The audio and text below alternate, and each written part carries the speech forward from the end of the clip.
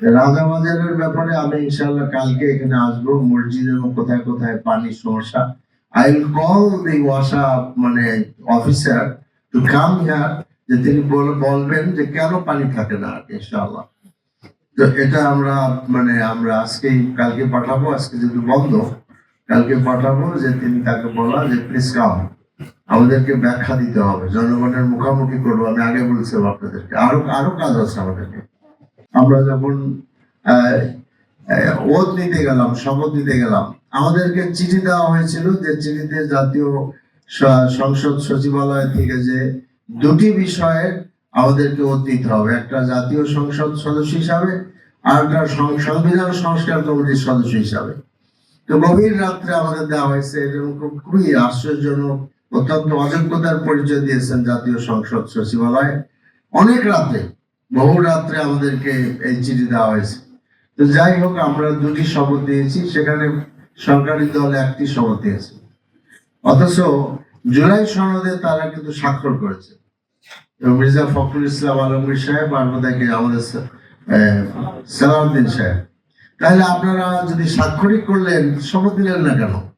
যদি কোনো কথা থাকে যে এখানে আইনগতভাবে পদক্ষেপ নিতে হবে, সেগুলো নেন, অসুবিধা নাই, এর বিরোধিতা আমরা করিনি। কাজে আমরা দেখলাম প্রথমত জাতীয় সংসদে আপনারা 24কে অস্বীকার করলেন, এরপর আসছে গতকালকে শহীদ মিনারে 24কে অস্বীকার করলেন। তো লক্ষণ খুব আমরা ভালো দেখছি না। তো আমরা যে কথা বলতে চাই, যে আমরা বিরোধী দল হিসাবে আমরা প্রথম দিনই বলেছি, আপনাদের সকল ভালো কাজের আমরা সমর্থন দিব, অবশ্যই সমর্থন দিব, আমরা এটা কার্পণ্য করব না। কিন্তু এর সাথে আমরা একটা কথা বলেছি, যদি জনগণের বিরুদ্ধে কোনো কাজ করা হয়, তাহলে আমরা প্রথমে সংসদে কথা বলবো, সেটা যদি না হয় রাজপথে আমরা নামবো। আর অনেকে বলেছেন যে কেউ কেউ বলেছেন যে কিছু শুরু হওয়ার আগে রাজপথে কেন নামলেন? নামলাম এই জন্য যে আপনাদেরকে আমরা স্মরণ করে দিতে চাই স্লোগানের কথা, যে ভয় নাই, রাজপথ ছাড়ি নাই, আর কথা আছে না, রাজপথে তো আমাদের জায়গা, এখানে আমরা থাকবো।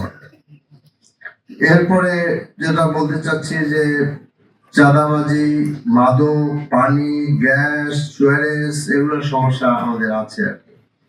তো আমি জানি আসে, এগুলোর মধ্যে আমরা স্টেপ নিচ্ছি, এবং আমরা আমাদের মিডিয়ার ভাইরা অনেকে ছিলেন। কালকে আমি শিল্পাঞ্চলে গিয়েছিলাম, সেখানে রাস্তার তৈরি অনিয়ম নিয়ে আমরা কথা বলেছি, পত্রপত্রিকায় এসেছে, টিভিতে এসেছে।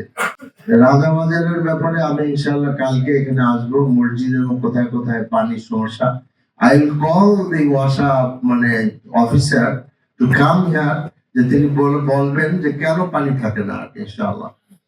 তো এটা আমরা আমরা কালকে পাঠাবো, আজকে যেহেতু বন্ধ কালকে পাঠাবো, যে তিনি তাকে বলা যে প্লিজ কাম, আমাদেরকে ব্যাখ্যা দিতে হবে, জনগণের মুখোমুখি করবো। আমি আগে বলছিলাম আপনাদেরকে আরো আরো কাজ আছে আমাদেরকে।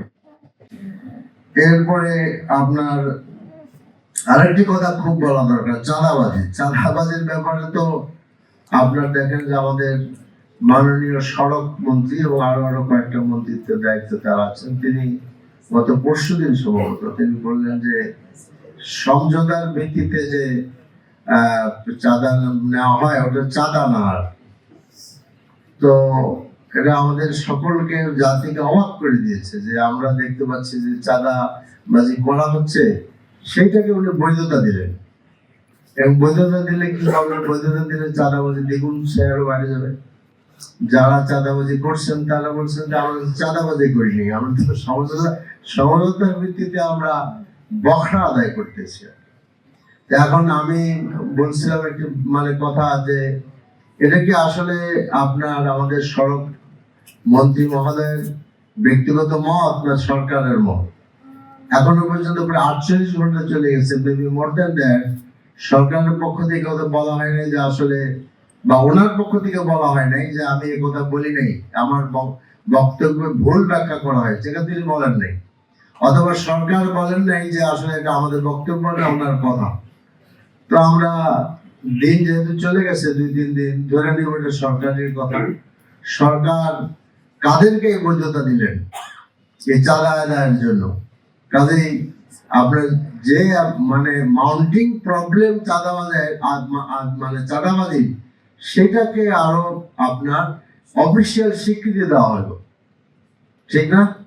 অফিসিয়াল স্বীকৃতি দেওয়া হলো। আমি আহ্বান জানাবো যে সকল স্তরের ভাই বোনেরা, জনগণ যারা আছেন এবং মিডিয়া যারা আছেন, আপনারা অলরেডি কালকে থেকে কথা শুরু হয়েছে, এবারে আপনারা কথা বলেন। আমি মনে করি যে দরকার আছে। আমরা তো আসলে কোনো ব্যাপারেই তো আসলে আইন হাতে তুলে নিতে পারি না।